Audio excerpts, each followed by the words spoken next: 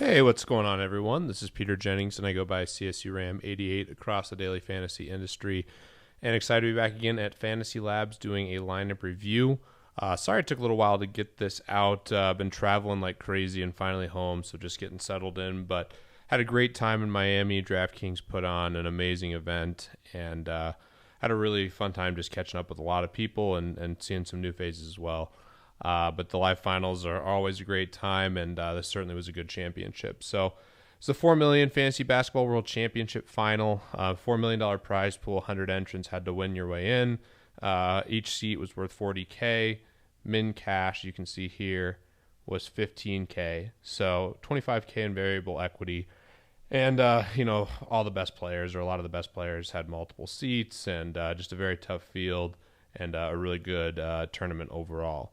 The payout structure was also much flatter than other live finals have been in the past. They didn't go to $1 million up top. They went to $500K and really smoothed out the payout, which I personally really liked. I know a lot of people like the $1 million up top, but I'd rather have a flatter payout structure, and I think it's good for the ecosystem on DraftKings.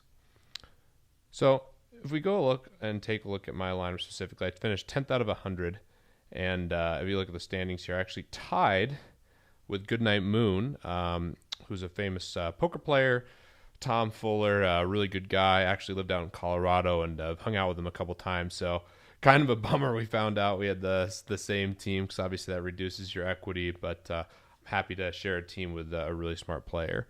So if we take a look here at my squad, I decided to go Terry Rozier at 3K as my point guard, and that pick really didn't work out, but I don't hate the thought process.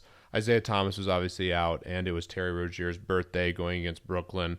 Pretty good spot. All the guards were in play. Rozier, Smart, Bradley, even Jay Crowder, who did end up going off for a good game. With Marcus Smart, you can see here, 86% owned. Then I decided to go with Etuan Moore at the small forward position, and that was really the big news, was that DeMarcus Cousins got ruled out, so it changed the whole dynamics for New Orleans, and just kind of made the slate really interesting. You can see here, Anthony Davis was 80% owned. So I decided to go with Etuan Moore at 13%. Was looking at him and Cunningham, and just decided to go with Etuan Moore. You can see 13%, a pretty contrarian play. Then I went with Jason Smith as my center, and this proved to be a really important pick. A lot of talk about Jason Smith throughout the contest and after the tournament as well. And Jason Smith at CSU, as a CSU guy that I really like, and it's a biased comment. He's not a good NBA player by any stretch, but since I was young, going up to basketball camps at CSU, he was kind of the prodigy, and the guy who's from CSU is still in the NBA, and he's just a good big who can shoot and get rebounds. And he's expanded his game to shooting 3-pointers. As you can see here, he made 3 of them in this game, and I thought it was worth the risk at the price. There could have been some big downside. He could have easily played 15 minutes and not had a good game.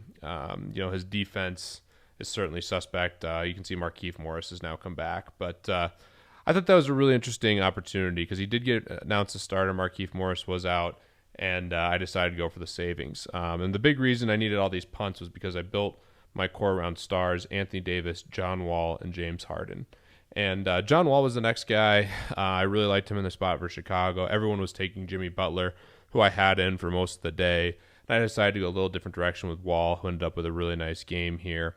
John Wall obviously always has upside, and I thought it was a really nice spot for him. Rondae Hollis-Jefferson was kind of a bust at 40% owned.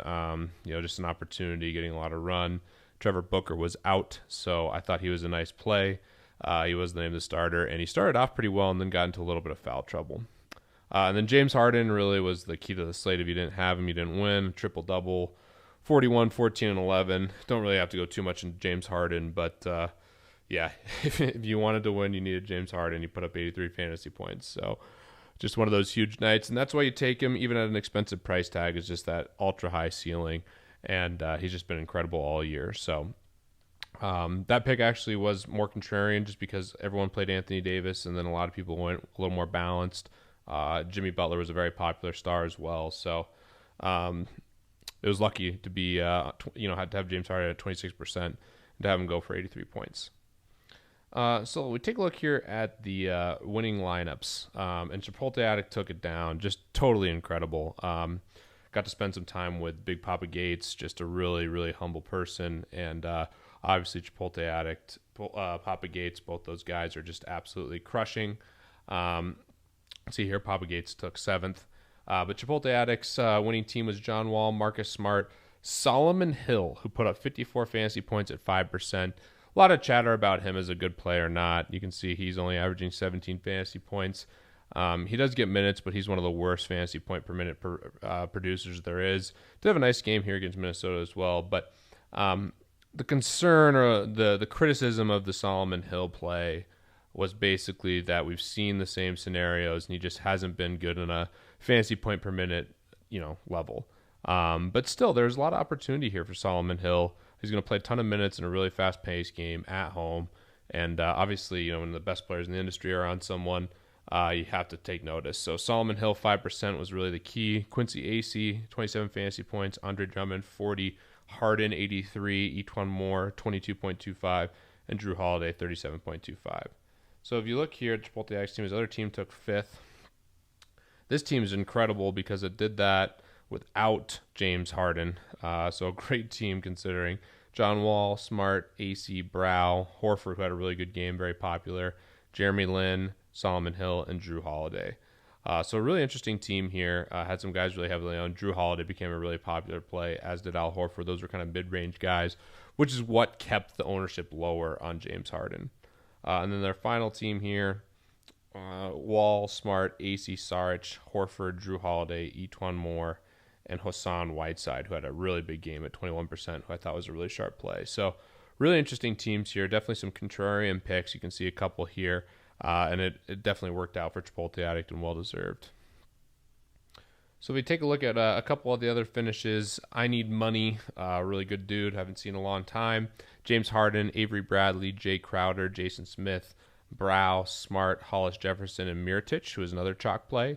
You can see here a pretty chalky team overall with the exception of Jay Crowder, who had a great game, and just a really nice team overall, really well constructed, and had a great chance. And really, if Solomon Hill has even just a good game, not an unbelievable game, he's taken home all the money at first place. So Ricky D and Hencoop right there as well.